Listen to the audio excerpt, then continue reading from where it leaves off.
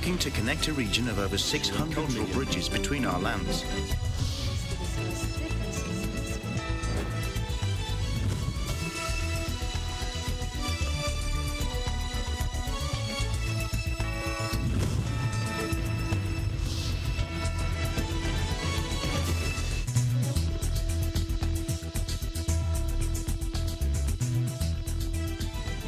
Hello, good afternoon. I'm Alma Angeles and welcome to ASEAN in Focus. We're coming to you live from Manila and Thailand. Hello, Crystal.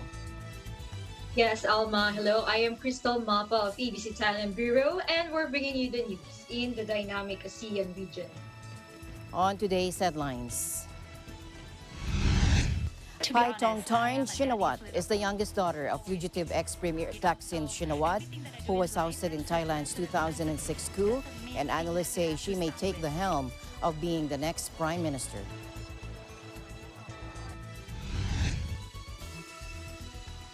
The Consulate General of the Philippines in New York informs registered voters in the United States Northeast that as of 9:30 a.m. Saturday, 23rd of April 2022, it has mailed out all election packets containing ballots for the 2022 national elections. And the offspring of Indonesia's infamous Krakatoa volcano erupted, spewing a towering volcanic ash cloud some 3,000 meters into the sky. Bayong. In Filipino, it means And bag. today we get to meet April Curre, the creator of Bayong, Canada in Vancouver. Accessory which reminds Filipinos abroad of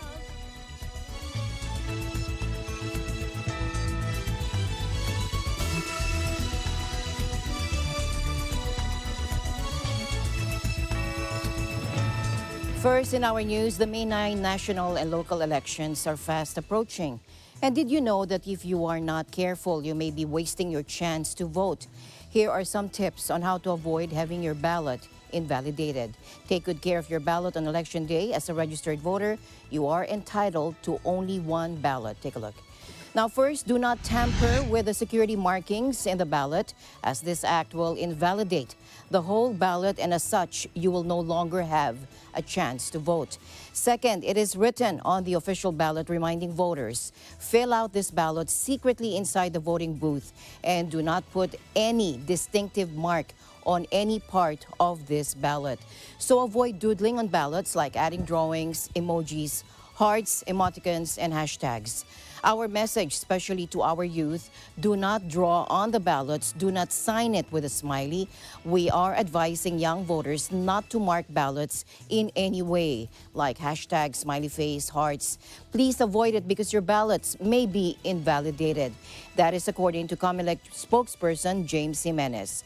Do not make any marks on the ballot aside from the shadings for the candidates, or else the machine will reject your ballot and you will not be given another chance to cast your vote.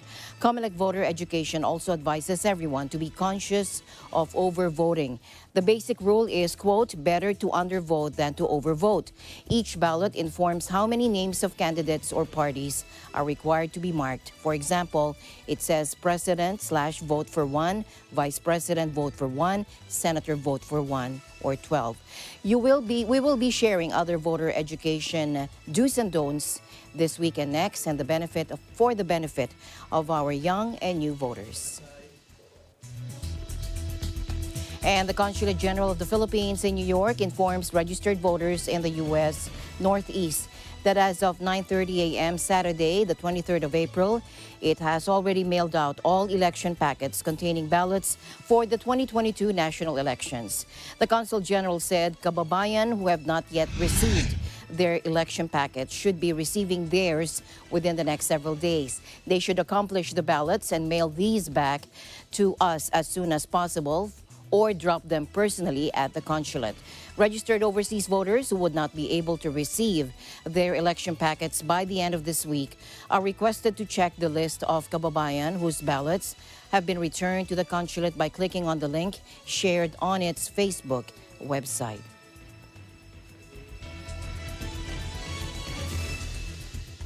Now, overseas voting officially started on April 9 at the Romulo Hall of the Philippine Embassy in Washington, D.C., and will run for a month until May 9. And as mentioned earlier, mail-in ballots have also been sent to absentee voters. Consul General Eric Arribas stresses that one should accomplish these ballots and send them back sooner than later. We have an update from Jeff Sanidad from our Washington, D.C. Bureau. Jeff. Exercise your right to nation building. That's the call of the Philippine Consul General in Washington, D.C. to overseas voters for the nearing Philippine national elections. Well, this is their opportunity to be part of nation building. They have the constitutional right to choose the leaders of the country, so let's exercise that right. Embassy officials did acknowledge a delay in receiving unaccomplished ballots. They say, however, there is time for Filipinos abroad to cast their vote. Consul General Eric Arribas asked overseas Filipinos that once they receive the ballots to waste no time, accomplish them right away and mail them back or drop them off at the embassy nearest you. We would like to remind them that once they have received the ballot, to accomplish them and return them to us as soon as possible. We don't want our vote, the vote of our registered voters not to be counted just because it did not meet the deadline for us to receive them before they can be counted. So we just like to, as a message for everyone, to the registered voters, to make sure that there will be enough time for us to receive their ballots once they have received and accomplished them. He also explains the process of validating the accomplished ballots once received by the embassy. So from the time that we get the ballots from the post office, there's a drop box here at the embassy. There's a special group of election officers which would inspect the ballot envelope to make sure that that ballot corresponds to the name of a registered voter, which is included in the list of certified overseas voters, or the certified list of voters, or CLOV, which was sent to us by COMELEC, to make sure that there's integrity in the ballot that we have received. And then from that group of election officials, those ballots would now be given to another group, which will be feeding them to the vote counting machine, or VCM as we call it. And that's being done every Monday and Thursday. Data will be transmitted to COMELEC in due time. That is when, on the day that the voting or the elections will be closed, and that is on May 9th. So every step of the way, we make sure that the process is foolproof. Everything is above board, and everything is compliant with all of the guidelines that have been set by COMELEC. And about those who missed their opportunity to register for this year's elections, too bad. Well, there probably has been some, probably they didn't know that registration was going on, but registration has been going on for 2 years before the deadline was set. In fact, there was a 2-week extension of the deadline. So maybe they missed that information. So I suppose for us Filipinos overseas, it's always best to check the website or maybe the Facebook account of the Philippine Embassy or the Philippine Consulate General where they are residing at. Because all of the advisories, all of the information related to the elections, whether it's registration or the election itself, are all there. So we always would like to encourage people to check our website. Again, if I may say, philippineembassy-dc.org, so they will be updated all the time. Consul General Arribas further says he hopes for peace and prosperity for the Filipino nation come Election Day and beyond. Just peace and prosperity. It's my general hope for the country. And it's not only for this election, it's not only after the new leaders have been selected, it's for every day that I pray to God for our country. It's for peace and prosperity. Jeff Sanidad, Eagle News, Washington, D.C. Meanwhile, in Thailand, Paetongtarn Shinawatra is the youngest daughter of fugitive ex-premier Thaksin Shinawatra, who was ousted in Thailand's 2006 coup. Recently appointed head of the Putai family, Paetongtarn Shinawatra is considered by many political pundits and analysts as the next possible prime ministerial candidate for the Putai party, following in the footsteps of her father's career in Thai politics. Let's listen in. To be honest, I am a daddy's little girl, always be, So everything that I do in life, some silly stuff, some important stuff, he's always in it. Why would I care that, he's a shadow? I would love him to be in my life as long as it's possible. The future of the country, right? I think you need to give the power back to the people. That's the main thing. That's a main thing that you have to start with.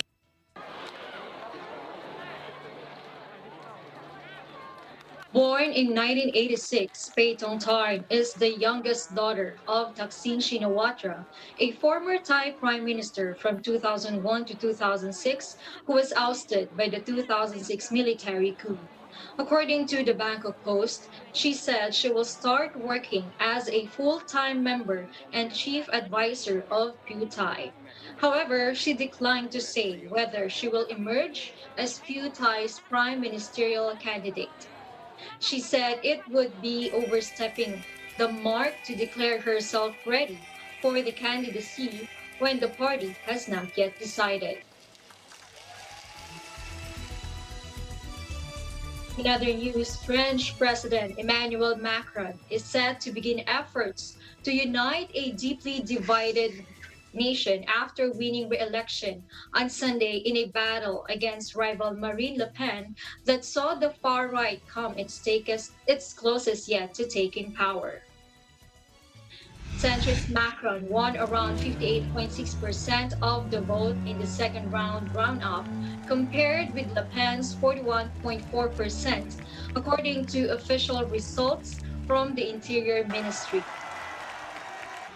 Macron is the first French president in 2 decades to win a second term, but his latest victory over his far-right rival was narrower than their last face-off in 2017, when the margin was 66.1% to 33.9%. The historic gains for the far right dampened the French leader's celebrations on Sunday night. Addressing supporters in the shadow of the Eiffel Tower, he vowed to heal rifts in a deeply divided country. In its relations with ASEAN, France was conferred the status of development partner of ASEAN at the 53rd ASEAN Foreign Ministers meeting on 9th of September 2020 via video conference. The ASEAN-France Development Partnership was institutionalized through the convening of the first ASEAN-France Development Partnership Committee meeting on 4th of March 2021 via video conference. The meeting exchanged views on the potential areas of ASEAN-France cooperation, including projects, activities to support ASEAN's priorities across the 3 pillars of the ASEAN community, and the implementation of ASEAN Comprehensive Recovery Framework. Police in central Paris opened fire on a car that was hurtling towards them, killing 2 people inside, a police source said on the evening of the French election. The vehicle was driving against the flow of traffic on the Pont Neuf when it sped towards the officers who opened fire, according to the same police source. 2 of the vehicle's occupants were killed and a 3rd was injured. The Paris public prosecutor, Laure Becou, arrived around 1:30 a.m. An investigation has been launched for attempted voluntary manslaughter on persons in charge of public authority. The incident came just hours after French President Emmanuel Macron won re-election, defeating challenger Marine Le Pen in a race that saw the far right come its closest yet to taking power.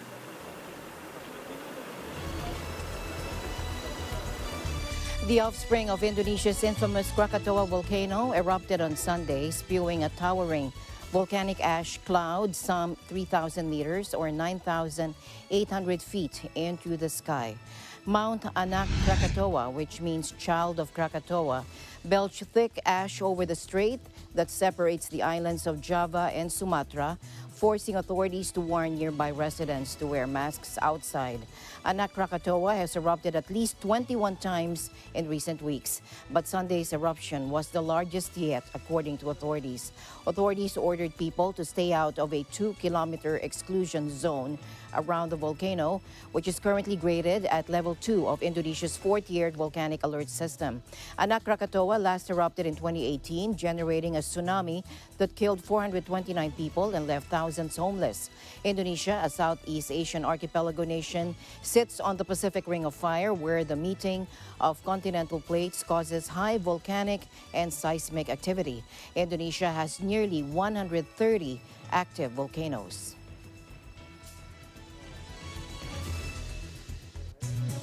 In other news, Japanese rescuers on Monday confirmed the death of a child in a weekend sightseeing boat accident, raising the death toll to at least 11 as efforts to find survivors continued. The boat had set out on Saturday morning on a sightseeing cruise of the sort that is popular in the Shiratoko Peninsula, a designated UNESCO World Heritage Site for its pristine natural environment and diverse wildlife. The tour went ahead despite high winds and waves. あれで来るの分かってるから行ったらダメだぞって俺は言ったんですけどね。でも行っちゃったから。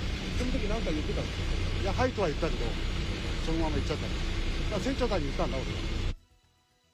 The Kazu 1 was carrying 24 passengers, including 2 children, and 2 crew when it sent a distress signal on Saturday afternoon as it began to take on water in the frigid waters off Japan's northern Hokkaido island. 10 people were recovered and confirmed dead by early Sunday evening. The Coast Guard said it retrieved a child later that night whose death was confirmed on Monday morning. The boat sent the distress signal from off the coast of Japan's Shiratoko Peninsula, and that prompted the launch of an immediate search and rescue operation. But the remote nature of the location meant it took several hours for Coast Guard vessels and helicopters to arrive on the scene.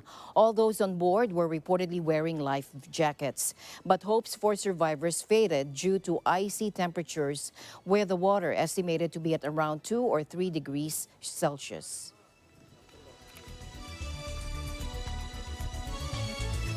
And the news continues here on ASEAN in Focus. We'll be right back.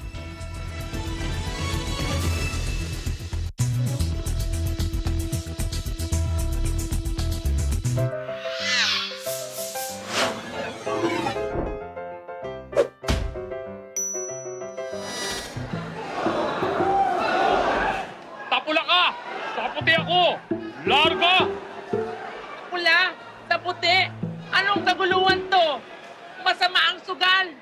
At eleksyon ngayon, kaya bawal yan! Ayon sa Omnibus Election Code, ang pag-organisa ng mga perya, sabong, boxing o kahit anong kaganapan na may sugal ay isang election offense. Pwede yan! Nagre-relax lang naman kami! Bukod sa masama ang sugal, importante din sa alala ng ating buong atensyon. Dapat hindi tayo nadidistract ng mga panalo ko!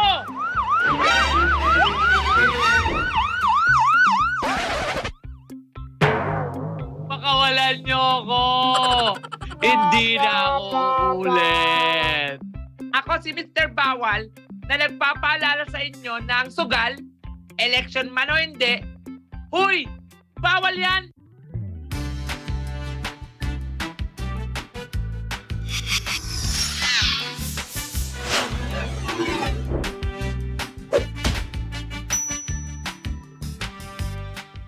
A public service message of Net25 for Mata ng Halalan 2022. Matatag, matapang, matapat.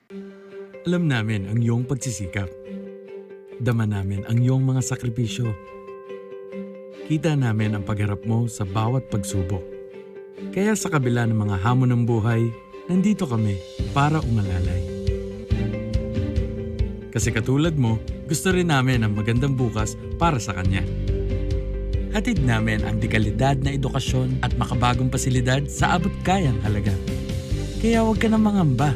Sasamahan ka namin tuparin ang mga pangarap niya.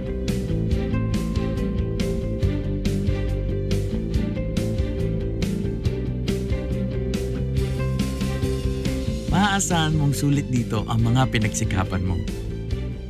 Sa aming mga makabagong pasilidad at sistema ng edukasyon. May lalabas natin ang aking talino at mga kakayahan niya. Kahit sa munting halaga, makakasiguro ka na makakasabay siya sa mabilis na pag-ikot ng mundo.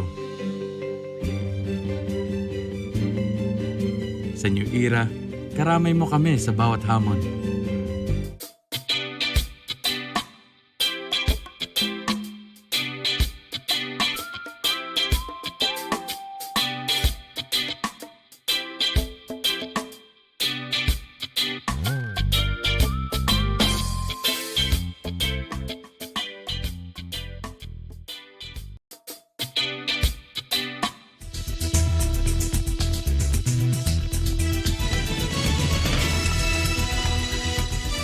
Welcome back. Thailand announced the end of compulsory COVID-19 tests for vaccinated travelers as the country steps up efforts to revive its pandemic-thumped tourism industry.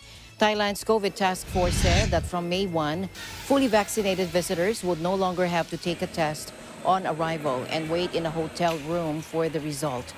Authorities will now only require arrivals to show proof of vaccination and health insurance coverage of at least $10,000.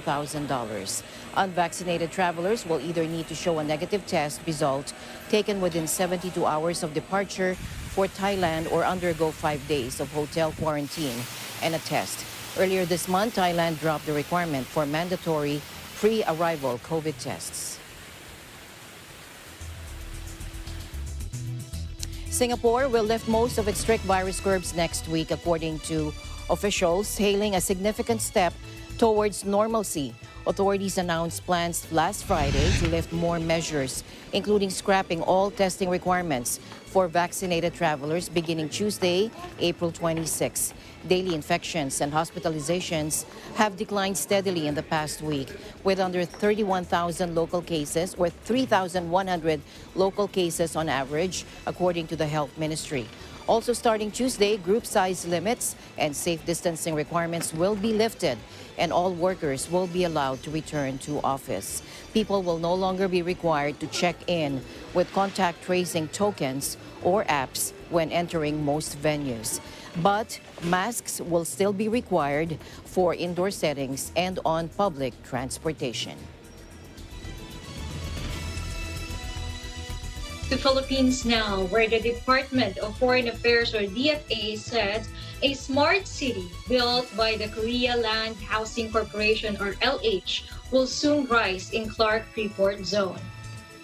The government-owned Clark Development Corporation and LH have already inked a Smart City Memorandum of Understanding, or MOU, on April 15th at Songdo International Business District in Incheon Province, some 30 kilometers southwest of Seoul.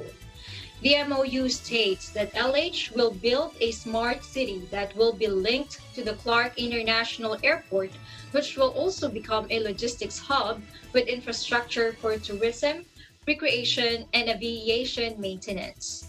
The DFA said the future smart city will use artificial intelligence and big data to process real-time information collected through sensors and allow city operators to analyze data for future plans. CDC President Manuel Gerlan looked forward to technology sharing through the MOU, especially the Korea Communications Technology Network, which will be used by LH Urban Development for the K-Smart City development. An official of the Metropolitan Manila Development Authority, or MMDA, on Friday denounced misinformation circulated by bus operators on its 10 p.m. to 5 a.m. window hour scheme, resulting in irate commuters bound for the provinces. In a Laging Handa briefing, MMDA Chair Romando Artes said some bus operators have been telling passengers who went to their private terminals to wait until 10 p.m. instead of referring them to the two land terminals allowed to operate outside the window hours. Let's watch this. Pwede bumiyahe. Meron naman pong biyahe talaga na nagta-terminate sa inlet at yung pong may mga QR codes ay may biyahe po papunta ng Cubao Araneta Center Terminal. So wala naman pong kalituhan dapat dyan. It's just that sa amin pong palagay, sinadya po ito para po magalit ang tao sa LTFRB, sa MMDA, para po ma-justify yung pagbubukas muli ng mga terminal sa EDSA at sa Manila at magamit po nila ito ng buong araw, even outside the window hours. Ang mga bus operators, sana po wag nating iliko yung facts, particularly kay Mr. Alex Yage. Marami po siyang binabitawan na salita na mali po, na andun naman po siya sa lahat ng aming pagpupulong. Kaya po sana wag nilang gamitin itong mismong window hours na para lituhin po yung ating mga kababayan, para po magamit nila yung kanilang terminals na privado na hindi po allowed under LTFRB rules.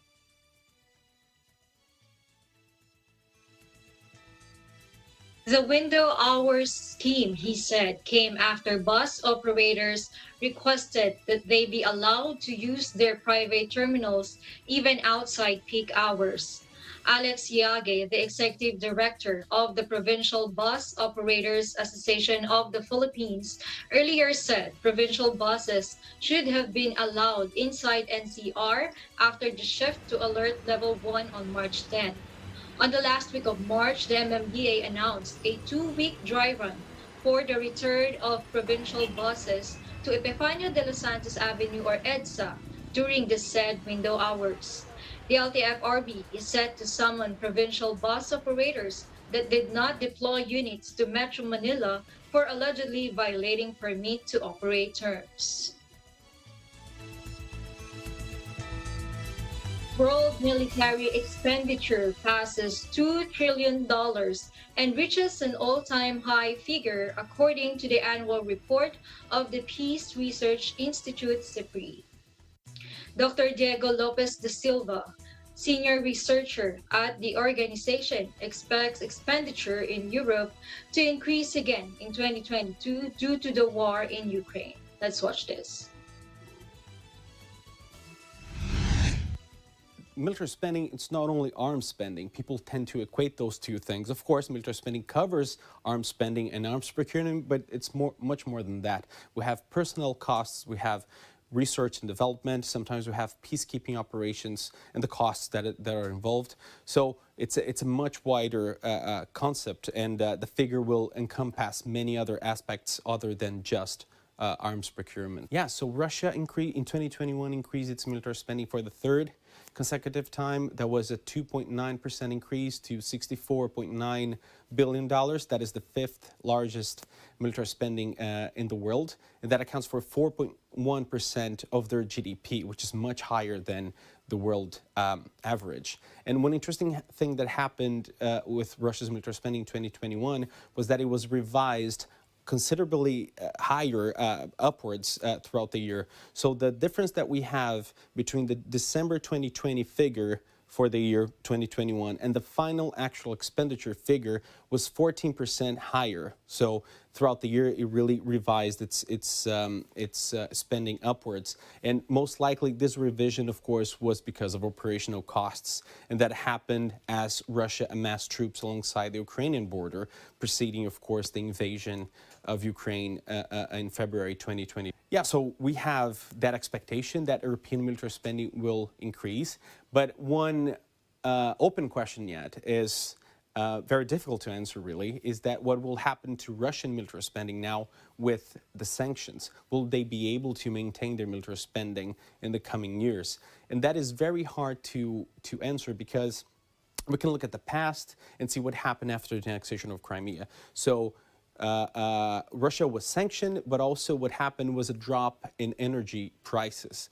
And then it's very hard to disentangle the effect of the drop in energy prices from the sanctions that Russia had to explain the drop after the annexation of Crimea in Russian military spending. What we have now really is that we have even tougher sanctions, that's for sure, but we have higher energy prices, which can help Russia to really afford maintaining military spending at that level.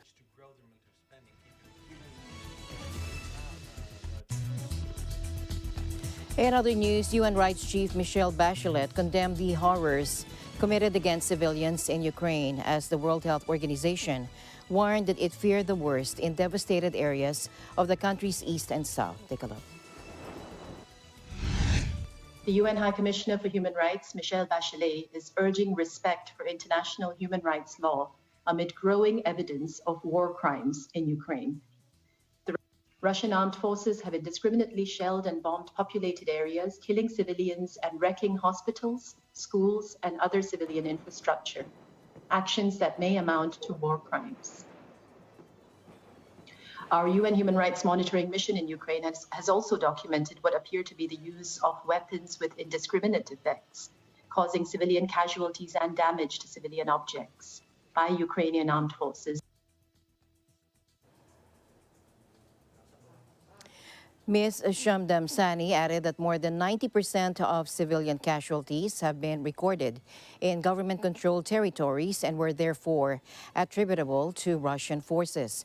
On Thursday, U.S. satellite imagery company Maxar released photos it assessed showed a mass grave on the northwestern edge of Mangush, west of Mariupol.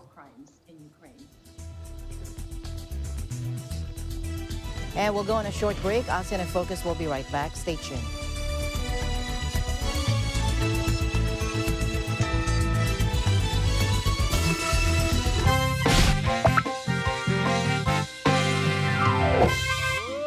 Nakalimutan mo na naman yung payong? Saan mo naiwan?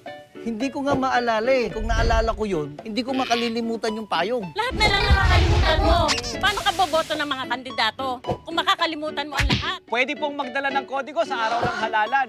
Sa bahay pa lang, isulat nyo na po kung sino-sino ang karapat-dapat na kandidato. Isa pa, kung may dala kayong kodigo, mas mapapadali ang inyong pagboto at maaga kayong makakauwi. Mag-asawa po ba kayo?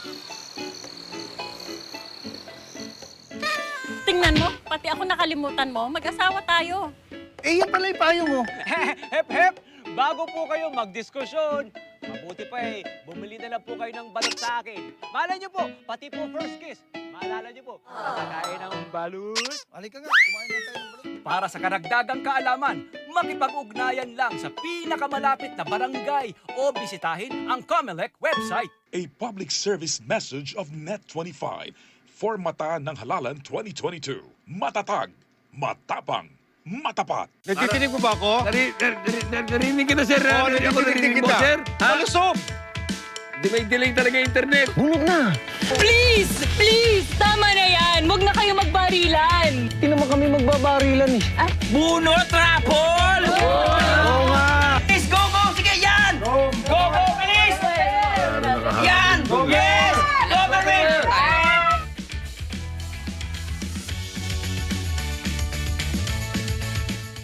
Bakit hindi mo agad pinakita sa amin yung ni Luz? Kasi gusto ko ikaw mag-isa magtrabaho para malaman mo lahat. At hindi nadadamay si Luz. Cause ano to? Ay, guys! Ayan na yung mga campaign materials mo. Mayor! Anong gagawin natin? Pangalawa lang si Sir Erwin sa survey. Boyong naman, relax lang. Ikaw masyado ka nagpapaniwala sa mga survey na yan. Tama yung sinabi mo tungkol sa pagpapatakbo ng pamilya ko sa pinagkaisahan. And I was too blind and naive to see it. Panalo o talo, it's you! Weeknights pagkatapos ng Mi Esperanza. Dito lang sa Net25, Prime Time ng Pamilya.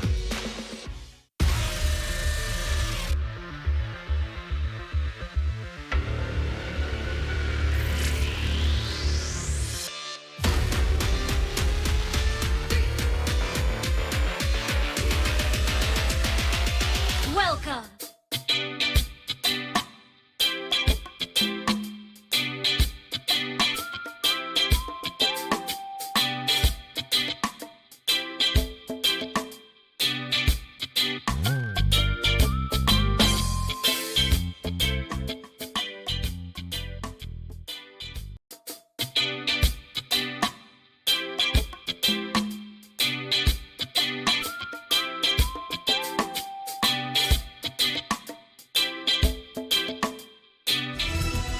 Welcome back. The 2022 Asian Games in China will go ahead, the Olympic Council of Malaysia said, denying claims that it was facing the possibility of being postponed. The Olympic-sized event is scheduled to be held in September in Hangzhou, a major metropolitan area less than 200 kilometers southwest of Shanghai. Shanghai is currently grappling with a major coronavirus emergency, with its roughly 25 million residents currently in a weeks-long lockdown as authorities try to curb an Omicron-fueled wave. An official working with governing body, the Olympic Council of Asia, who did not want to be named, had told AFP that no decision had been made, but there was a possibility of postponement. However, Olympic Council of Malaysia President Norza Zakaria disputed that. Most international sports events have been on hold in China since the pandemic, although Beijing hosted the Winter Olympics in a strict bio bubble in February. President Duterte has called for a bolder vision and urgent action to solve water-related issues in the Asia-Pacific region, saying developing countries like the Philippines still face challenges to ensure people's universal access to safe, affordable, and accessible water. In a video message during the Heads of States and Government meeting at the 4th Asia-Pacific Water Summit in Kumamoto City, the president said countries in Asia-Pacific and its partners must forge a strong alliance to address the water woes in the region. Take a look. My country is a lesson in caution and an example of the necessity for urgent action.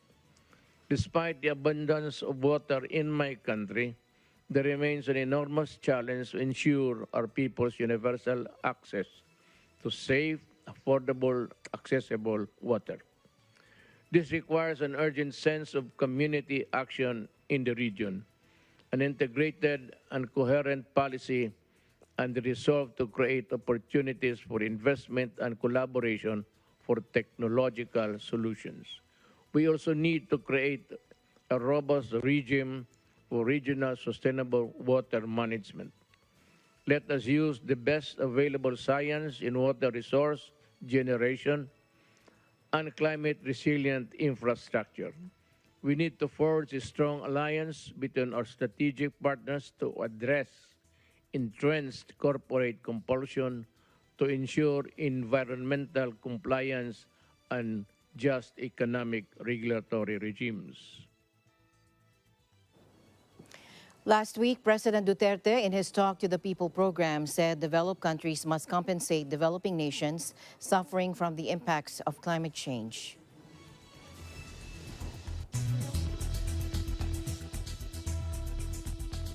In other news, Earth Day is being observed around the world. Take a look.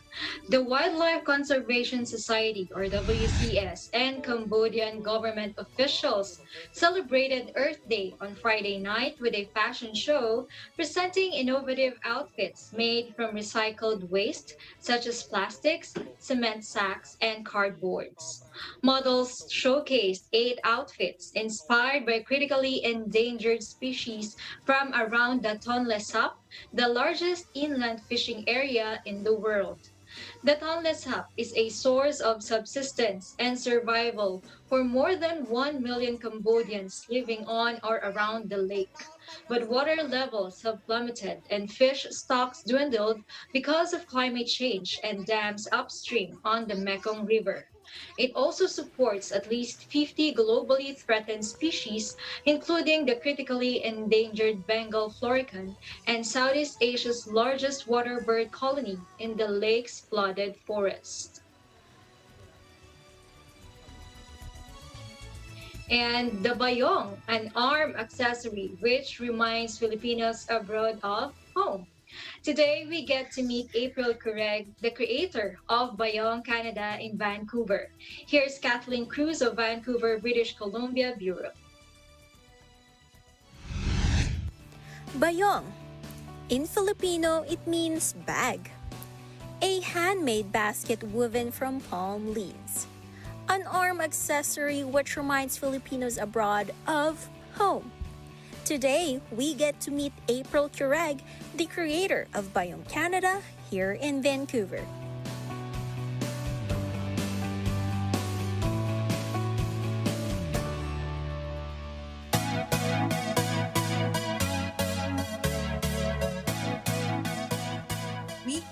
here 2014, that was July, me with my 3 kids that time. And then, I started like a plain housewife, a mom. And then after that, I realized that I need to work because living here in Canada, it's hard. As a working mom, April realized that abroad, having only one job will not cut it, especially if you are trying to sustain a family. When I was in college, I really, especially the abaca fibers, I already used those bags when I was in college. I contacted one of my friends and I'm like, at first it's like only a pure business, like to add on, put food on our table and then add on to for the rent, for the bills. And then I realized along the way, that there are waivers who's working so hard for these bags. And, we need to tangkilikin ang sariling atin.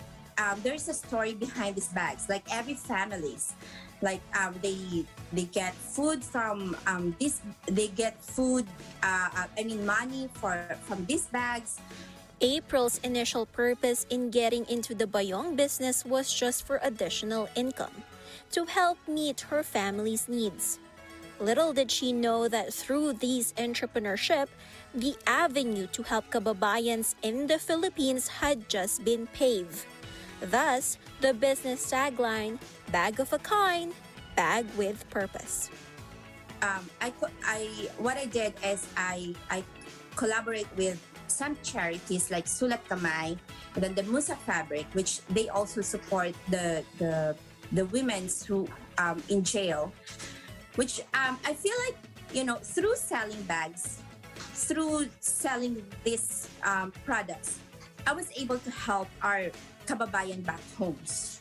And not only that, like I have resellers all over Canada, every province. So through this, we were able to train more waivers, more workers in the Philippines. I am so grateful that the community here in BC and all over Canada, they embraced the Bayong Canada because they saw the effort, they saw my advocacy to help our waivers back home. When it comes to profit, I don't get much profit, but I am so thankful because a lot of community, the Filipino community leaders here in BC, like they ask me like, oh, can we use Bayong Canada to do the fashion show for this kind of project? Like my service, you don't need to pay me anything, as long as there is there is a beneficiary with the project, so that is totally fine. Bayong Canada focuses on a modern look, a fashionable take on the classic sack.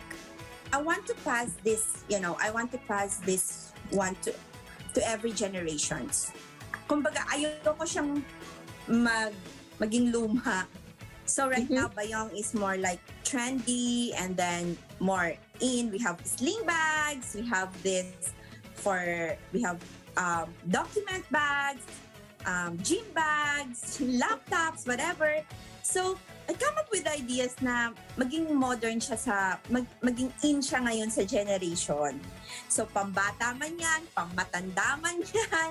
So, I make sure na nandun yung pagiging Pilipino natin and makita nila how amazing it is, ang galing ng mga Pilipino na sobrang ganda ng gawa natin. And this is what I want na i-promote globally.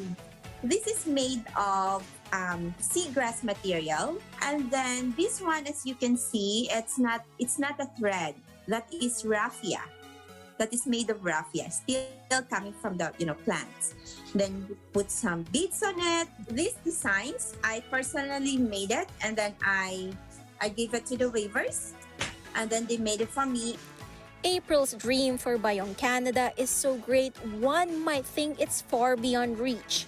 But with every piece of this artistry hanging on every arm that embraces them and the stories interwoven within them, this Filipina entrepreneur understands that anything is possible. 2022 is I'm looking forward to have a bigger e-commerce, more on online shops, online like Amazon, something like that. Because ang ganda ng produkto natin. My tagline is bag of a kind and bag with purpose. Because we're not just, as what I've said, we're not just only buying bags here. We're also helping people. We're also helping communities back home.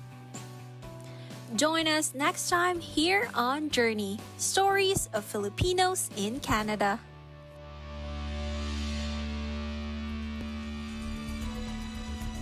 Thank you, Kathleen, for that news. And thank you, Cristel, for joining us today here on ASEAN in Focus. And happy birthday. Happy birthday to you, Cristel. Thank you so much, Alma. Thank you. And thank you for the greetings and to all the ASEAN Bureau who greeted me today. And that's the latest news in the ASEAN region. Thank you for joining us today here in ASEAN in Focus.